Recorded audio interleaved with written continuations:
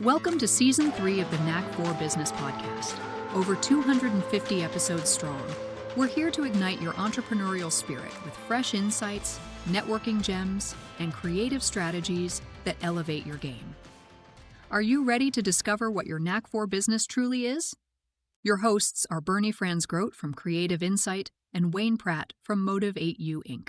Today's topic is From Herding Cats to Harmony Like a Buddha, Mastering Team Harmony. Our guest today is Harry Koundakjian from FounderLed. Harry is the founder of the FounderLed Consulting. He's an expert in guiding founders and executives to build high-performing teams and scalable, resilient organizations. With a rich background in consulting and leadership, he has honed a hands-on approach that helps leaders overcome growth challenges, enhancing team alignment and organizational efficiency. Through FounderLed, Harry offers tailored strategies to elevate leadership impact and drive sustainable business growth, empowering founders to navigate the complexities of scaling while maintaining their core vision. Harry, welcome. Do you have a favorite quote or saying, sir? Thank you for having me. Super appreciate the time you've spent organizing, taking good care of us, and happy to be a part of this wonderful engagement. I used to think that you got lucky, and then a good friend of mine, James Scott Beal, said that luck is where hard work meets opportunity. And hard work is good, and you can get lucky, but realistically, the harder you work, the luckier you get. That is the core of my being. It starts from a foundation of hard work, and it comes from your parents, of course, but that one really strikes me as important. If you don't know what to do and you're hoping to get lucky, start by working real hard. What led you down the path to create FounderLed? Founders and executives do that resilience piece. Thank you for that. I was a founder once. I started a company that used genetics to analyze your biology, to customize a coffee fit specifically to you. It was great. I worked really hard and got unlucky with some of it. Along the way, I learned a ton about what it means to be a founder, what it means to start something. I was enchanted by the idea of going through the motions and better understanding. I had the privilege of working at a startup that enjoyed a ton of success before I started mine. And so I knew the pathway, I knew the best practice, I knew what the feelings were like, and I knew the feeling of success. And then I also know the feeling of not failure, but less than success. And knowing those two puts you in a spot where you can triangulate and say, look, don't do this, do that, and you're off to the races. And did that a couple times and was happy with where I was at. And then did an education in business and finished Queen's MBA, where I hold the status of valedictorian for my class, and said, you know what, if I'm going to do this again, if I'm going to go through this entrepreneurship thing again, I'm going to want to be supportive of entrepreneurs in a wholesome way. And when my business partner and I started knocking around some ideas of how we can genuinely help, it turned out to be a challenge. You have an idea, you have a product, it's something cool, it's interesting, it solves a genuine problem. How do you then bring it to individuals who would then have a potential to buy the thing that you're interested in working with? And so we started talking to lots of different companies and working with interesting startups, and discovered the problem was primarily surrounding the outreach. How do you get over that awkward phase of, hey, we have this thing, a demo, all this information. How do you go about finding lots of people to talk about it? And so we built this system, and that's what we're doing today. But my journey started way before that. The foundations were, my family has a business in auto body repair. My parents are immigrants, and my dad had lots of skills, but auto body was one of the ones that he saw the best sort of value in. I learned the hard work and the sort of innovation and startup culture that way. So that's the abbreviated story. We can zoom into any of those features, and I'm happy to talk more about it, but I wanted to give you a chance to better align the question or ask a follow-on. So one thing that there are differences in companies, but to make a podcast useful for more than one listener, we need to know what is the same. What are the common growth challenges, and how do you get them through it? Yeah, there is, fantastic question. Thanks, Wayne. The common growth challenges that we see are surrounding the transition from having a solution to a problem to then productizing that solution to an individual group of first-time buyers, first-time customers. What we see again and again is an entrepreneur will have an amazing idea and will then say it can do this and this. There's a great diversity and breadth associated with the solutions that can be applied, which intuition says is a good idea. You want a solution that will provide you with a ton of options to explore in the future. The challenge we see is that broad stroke solutions, or solutions that are too broadly applied, don't end up focusing in one direction and end up fizzling out, because you put a lot of effort into building and engaging, and then you need to be quite pointed and directive with how the solution is applied. It's probably easier to understand by example. Say you have a solution that would work with both geologists and marketing, two very different engagements. The same technology could be applied in very different ways, but how you speak to a geologist is very different than how you speak to a marketing professional or expert or specialist or somebody that's responsible for technology and marketing. Typically, there's only one founder or maybe two founders, and they go and divide and conquer. What you end up finding is they end up learning less, they end up burning out, instead of focusing both on one area where they can drive results. This diversity of thought needs to be pared down, simplified into the productization process of this product solves this problem for these people. It takes a bit of discipline because it's exciting. You've built this whiz-bang thing and want to deliver the results associated with it. Keep that in your back pocket because you might be able to patent those things along the way and broaden your business. But you don't have a business until you generate revenue with a certain group of individuals first. And so that's primarily where we focus. And those are the broad challenges that we face, where it could be enticing to approach a group, but there may be regulatory affairs that will get in the way. There may be issues with regards to the purchasing process. They might not have a need or have a blocker in the way. We explore these ideas and then hone in on the idea that there are an individual group of people that is easiest to approach.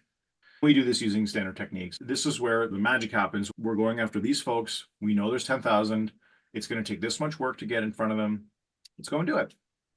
And so those are the general challenges that we see when someone's transitioning from founder-led sales to a more disciplined approach. Founder-led sales is a scrappy engagement, and we know that it's successful. Founder-led companies are, Harvard Business Review reported, I think in the late 90s, that founder-led engagements are typically more successful, around 11 or 10%. Don't quote me on that. Let's research that. Are considerably more successful than organizations that are not founder-led early on. So, to answer your question, it's that narrowing process, that focusing process that we provide that allows a founder to focus on one group, and we can support them with that.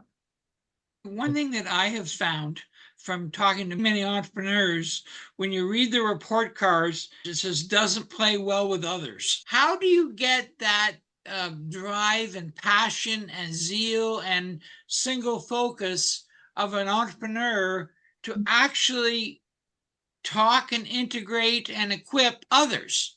Entrepreneurs at their core are cantankerous. There's a drive to disrupt the normal curve.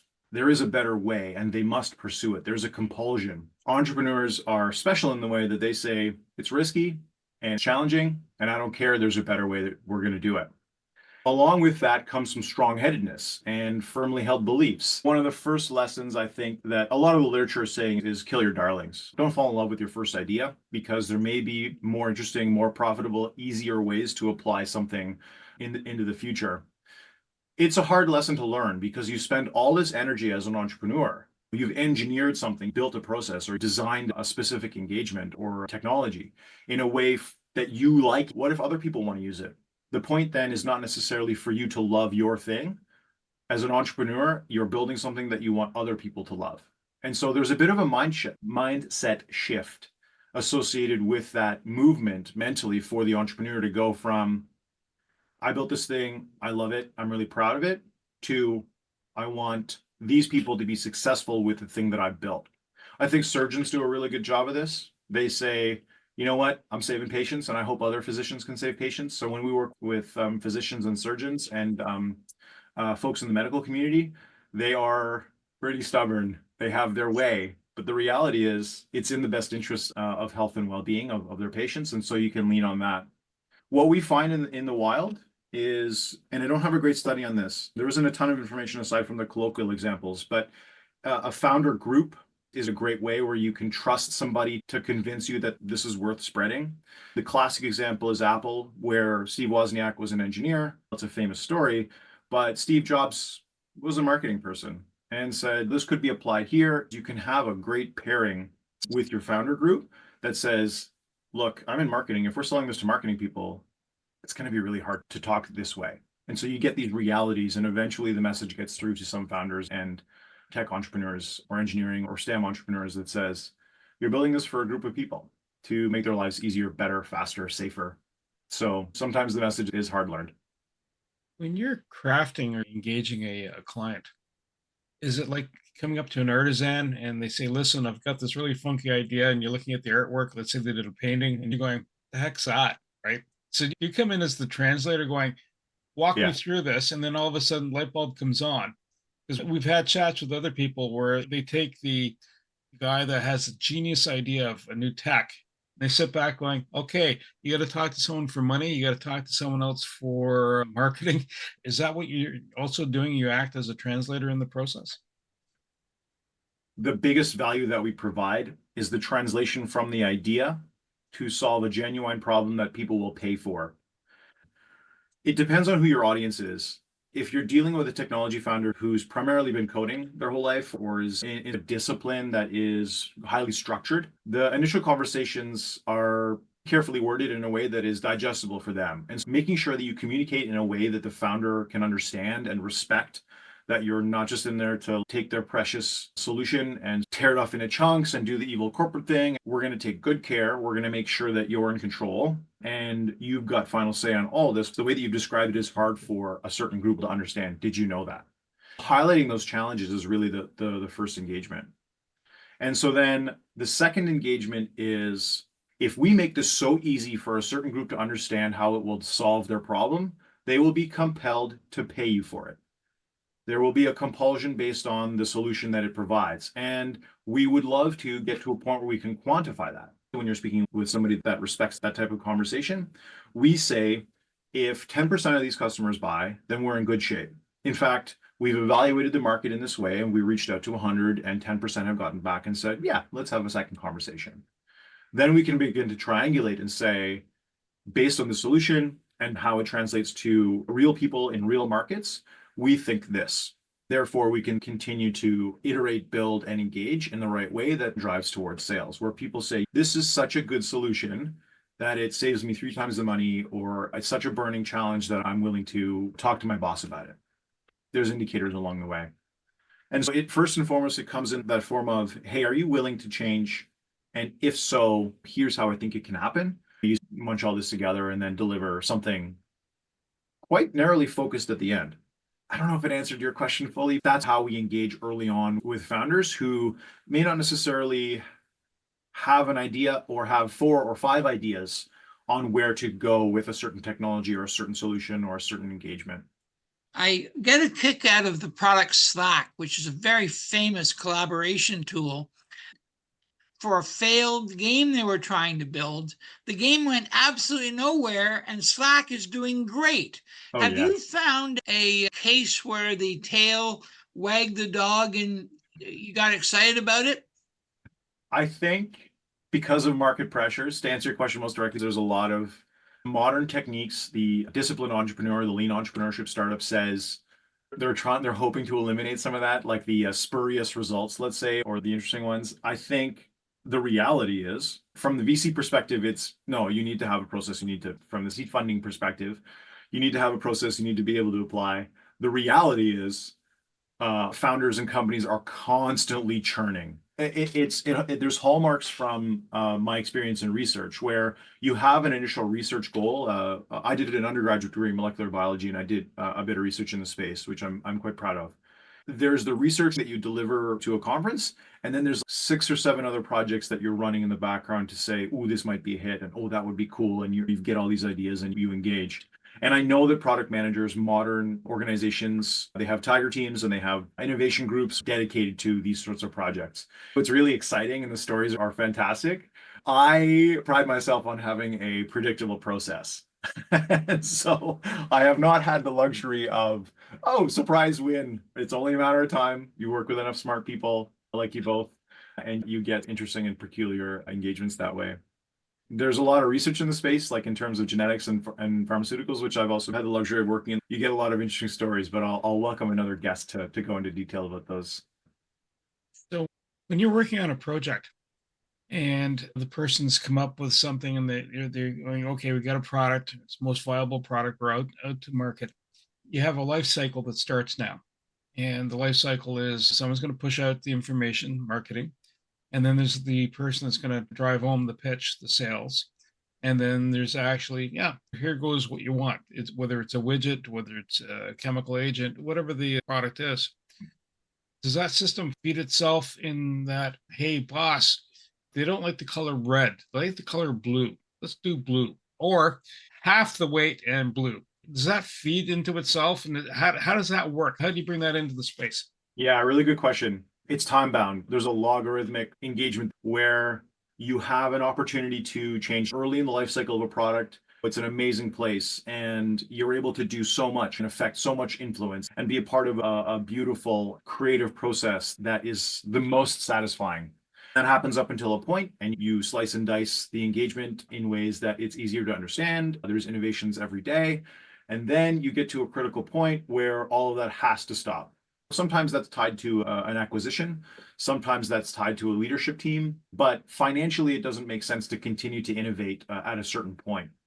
You get to a point where there's hallmarks of success, where things are moving themselves along from the product's perspective. You get referrals, people start depending on it, your brand is identifiable, partners that you had a tough time with are now calling you back, larger partners are engaging with you. And so you've put all this effort, invested all this time, and taken all this risk to achieve some of those hallmarks. This is Coca-Cola Classic. It's time to stop. And then there's Coca-Cola Red, and you get the distinctive bottle. And imagine if they continue to tinker with it and you get new Coke. And there is the Coca-Cola example specifically, there is really good news there. Coca-Cola has used a lot of data to innovate wildly. At a recent conference, Everland, a music conference, Coca-Cola created sentiment data from all of the attendees in real time and created a custom flavor. I think it was on the second day, and released it at the conference. Once you get that first success, you lock it in, and that provides you with the energy to build an innovation group to then go out and iterate and engage and have a bit more fun. And so what we're talking about is that intersection between entrepreneurship and intrapreneurship, where you've got a certain product or flagship that allows you to pay the bills predictably and hire great people to innovate, have some fun, and go from there. That's where I thrive. When I think about myself personally and the way that we engage with our clients, I have a trusted process, and I'm really proud of how we align towards success. The reality is, I don't love a big company engagement. I like that freedom. I like working with creatives. I enjoy the bolts from the blue or inspirational innovations. And that's the way that I'm geared. But there's a lot of great products that have transitioned to that. These are the operations. If we don't do it this way, it's just not going to work. And there's people for that, and they're wonderful too. Up until a certain point, I think there's a threshold, and maybe that's determined by leadership groups. The reality is, it's not the end of the story, because you're in a position where you're encouraged to continue to innovate. Is there a type of product, though? When you think of auto manufacturers, the Chevy from the 1950s don't look like the Chevy today, right? Or the Volkswagen or whatever you're driving, right? Sure. So is there a refresh cycle? That also with brands, let's say different food retail, they do a rebranding cycle, and just it's new us. Is that necessary versus it's a staple? And toilet paper is toilet paper. It does what it does, and it comes as it is. I think it depends on the regulatory affairs associated with the industry. Pharmaceuticals, clinical trials have been that way, and Western medicine is set up in a certain way to ensure safety and to prevent snake oil. I have a lot of respect for the phased clinical trial process and the amount of PhDs it takes to release a chemistry and translate that into something that will cure a disease or save a life. You don't mess with it. But the innovation comes from regulations to some degree as well. Like you're saying with the automotive industry, carbon fiber was a material that was not even in question. And now we find it fairly regularly on expensive automobiles. It's in the name of increased efficiency associated with fuel regulations and the cost of fuel. So market impact and market factors can impact the way that organizations innovate. Big ships are hard to turn. And so when you think about the automotive manufacturers, there's a ton of innovation that goes into the clay models. And then you go to the materials folks, and then you go to the operations folks and say, hey, we've got this clay model. We really like the way that it looks. It actually tests fairly well in the wind tunnel.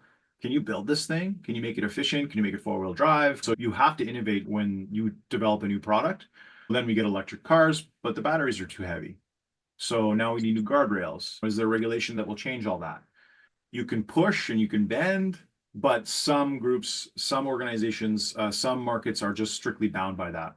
You look at incredibly innovative technology and tech founders innovating in the internet age, and you see all this interesting innovation with regards to how the technology is used, how it's applied, Uber, and all the massive hits that we see now. And if there is strict regulation, you might be hamstrung a little bit, but that doesn't mean that if there's demand to solve a problem, you're compelled to innovate. Harry, one thing that I found from doing these podcasts is a lot of entrepreneurs are actually technicians, and they talk about scaling, but they find it brutally hard to delegate. They love to micromanage, and they never ever release a project because they know best. Sure. Walk me through that. I think that's one of the hallmarks of when we see a founder, we know that their entire innovation system or their entire professional life at this point comes in punctuated forms where they'll have spent 5 years in the lab researching a certain chemistry or 8 years doing a PhD on a certain program or technology. You can't ignore the context associated with that. You have to respect the idea that a lot of this comes from access to a lab, access to a network of people that would support that innovative process. There's a huge cloud of reality that comes along with an entrepreneur. There's a lot of pressure they put on themselves to translate this, and it's challenging. When I think about folks interested in a singular path, it's the same type of person that will respect the logic associated with if then. If we do it this way, then what are the outcomes? And are these the outcomes you're interested in seeing? You build this logic tree and say, these are the paths we have options to execute. If we go here, we think this. You can build probabilities associated with them as well. And you can have a bit of fun with some game theory. But the reality is, if somebody's gone through the motions of building an entire solution set or has engaged with a community in a way that says this problem is worth solving, they've put a ton of thought into it, and they may assume that they're the only ones that know how to solve a certain thing. And so creating a community and creating a communication system that allows them to be free to make new mistakes, create a safe environment for them to respectfully engage in criticism. Because what we see is that critical engagement is, you spend 8 years, 10 years building a thing, you're the only one that knows about it. How dare you criticize me? The criticism is golden. You embrace the criticism. It's very different than I am the only one that knows how to extract DNA from a liquid sample. I'm the only one on earth that knows how to do this. I'm the first. And to go from there to there's better ways to do this. And you're like, how dare you? And I think it's a very careful conversation with somebody that rightfully has put themselves in a position to be stubborn about certain conversations. Realistically, sometimes it's challenging to paint a picture of how it could be at their peril. Hey, based on my experience, if you're in this alone, you may be missing out on certain opportunities for healthy discussion in an international market. What if there's a programmer in Estonia that you've not yet discovered who may be able to support you and build up something more meaningful, more fun, and knows your challenges? Another way to describe it is, it's easy to be mean to competitors, but your competitors are the only people that really know how awful things are. The moment you open up to your competitors and to hearing different opinions, maybe trusting in a way that it comes from a place of support, it can change a lot of things. Sometimes it doesn't. And so I issue the warning where it's sometimes, there's a normal curve for niceness out there and a normal curve for support. There's a lot of yuckies on the latter half of the normal curve. There's a lot of people out there to help out as well. Try to be one of the good people. Try to have integrity with the way that you say, this is hard and that's okay. Maybe there's a different way to do it. A final thought on that. I haven't read the book in its entirety, but I think the gist of how to not give a hoot, there's a curse word in the title, is what if you're wrong? And if you're a surgeon, what if you're wrong? Pretty dire results. If you're in tech, what if you're wrong? You just recode again, stay up all night. It's one night of troubleshooting. So the ramifications with what if you're wrong are another way to rationalize the path. You know this to be the truth, but then a new data set comes in and says, well, what if you're wrong? What if this is the case? If you know that you have to stop the chaos and you want to build an efficient, cohesive team, Yeah. what do you look for? Such a good question. I think among the chaos in that sort of creative, potentially high paced, you're capturing opportunities, you're having a ton of fun, you're making things and you're breaking things, and you're allowed to be creative. You have to put some structure around that. Modern marketing teams, I have a ton of respect for. If you don't measure it, it doesn't happen. Or if you don't have milestones, you won't achieve them. I really love the way that marketing has evolved in the last few years and sales has evolved in the last sort of 15 years, from my understanding. Yes, we have a creative process, but none of it matters unless we know we're moving the yardsticks. And so there's a discipline associated with that achievement process and the goal setting and setting achievable goals and having the right people to achieve them and empowering to achieve them and making sure that they don't fail along the way. These are core principles of modern management. And it's really beautiful that this is applied to I mentioned the lean canvas, I mentioned the disciplined entrepreneur. And so I absolutely adore when engineers want to build something because all of the structure is already built in, you hope. And spreadsheets are a comfortable place, but sometimes it's not. A Trello board is just as good as a spreadsheet, or a Kanban system can be just as good as a Gantt chart. As long as you're disciplined in the way that you approach it, as long as you have measurable goals, as long as you revisit them regularly, you create what's called an action registry, where you have a list of things that are to be done, and then you revisit them at a future date. And so, yes, all of the wildness can come into that process, but if you build just a couple safeguards in there, it will be electric, the satisfaction you'll get from seeing the growth month to month, week to week, year to year, depending on how you slice and dice it. And is it always a good idea? No. Sometimes you have to be so creative, and sometimes life doesn't afford you the time to have discipline surrounding tracking that information. But if you're attending a conference, or if you're trying out a new marketing campaign, or if you're addressing a new outreach setup, the discipline is fairly easy now because of the technology. It is a beautiful transition to go from the chaos to, yeah, let's have some chaos. Let's continue the chaos because it's a creative process and it's a lot of fun. But the reality is the chaos working? And so how do we change the chaos? How do we change the flavor and change the tune and push each other and pull each other in the right direction based on just a little framework? Yeah, I've seen that be quite successful. So if you don't measure it, it doesn't happen. And as a classic salesperson, I would have to say that I'm coin operated. All of my senior sales mentors would say, what do you mean you don't have a commission? What do you mean you don't have a group commission rate? You do this thing, you get money. It's positive reinforcement. And so those are the most classic versions of it. But I think it can be a bit more difficult for technology teams to build that in. Mercifully, now they have Sprint and lean technologies, and there's lots of data surrounding how those can be effectively run. That would be the beautiful transition away from the chaos to, hey, let's get some stuff done. Let's have a lot of fun along the way and track how we do. What is the problem the person has or the business has that FounderLed solves? Yeah, we talked about the two phases of the challenges that we address. The first phase is early in the founder's engagement. They may have a difficult time addressing who exactly to reach out to. We can work with the founder to identify target markets and engage in a process of identifying who exactly would be the best start. The second thing that we primarily assist with is once a marketing engagement is largely established, a founder may find themselves busy doing fundraising engagements with leadership challenges or with some of the HR challenges that come with running a small to medium-sized organization. And for those founders that have those challenges, we would come in and say, we have a process, we have a system, we can deploy it within your existing thing and modify it in a way that uses your existing success and drive more success based on that. And so that comes from careful analysis of existing systems and optimizing for, you know what, you're a small company, let's get you to medium-sized company best practice within the sales process as it translates from marketing to sales. The problem that we solve is, okay, we've got our first 10, but we have a system there. Let's make sure that there's a good process there, secure the rock. Who should we go after next? And so using best practice existing techniques, building a new process, we're in a position where we can help out founders and leadership teams to find a new engagement, which takes a bit of risk, a bit of creativity, but leans on some of the discipline tactics that we talked about in the past. LinkedIn, if you search my name, I'm the only one out there, which is great. FounderLed Consulting, founderled.ca is the website. I'm prominently featured at the bottom because I have this face.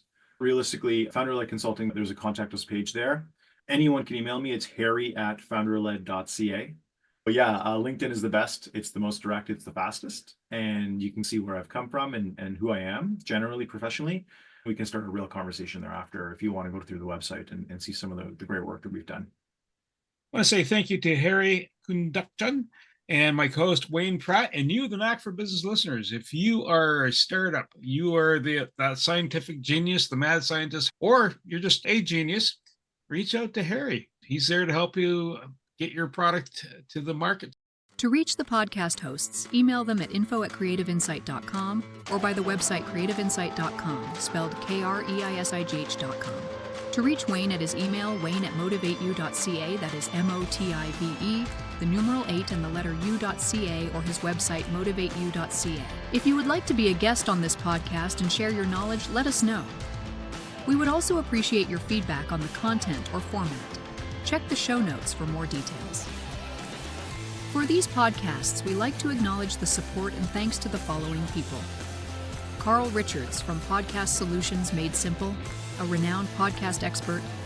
Fred Crouch, who is the Property Wizard podcaster, where Bernie is a co-host. Jovan Strika from Hive, a co-working space that is more than just a space. Then Melanie Weber, Bernie's invaluable business partner, and Wayne Pratt from Motivate You Inc., who serves as both a coach and co-host of these podcasts. Disclaimer. Please note that the Knack for Business podcast episodes are meant solely for educational and general informational purposes. The information and opinions contained within are not intended to be professional advice on any subject matter. The thoughts, views, and opinions expressed by the participants are their own personal beliefs and do not represent the views of the podcast hosts or any affiliated organizations. It is important to note that this podcast is not a replacement for consulting with certified experts in your area who possess knowledge of your unique situation. The hosts of the podcast, along with any participants or affiliated groups, do not take responsibility for any actions taken or not taken based on the information presented in this episode. It is highly recommended that individuals seek guidance from their own personal advisors in fields such as accounting, law, or other pertinent areas prior to undertaking any actions or making decisions that may impact their financial, legal, or other aspects of life.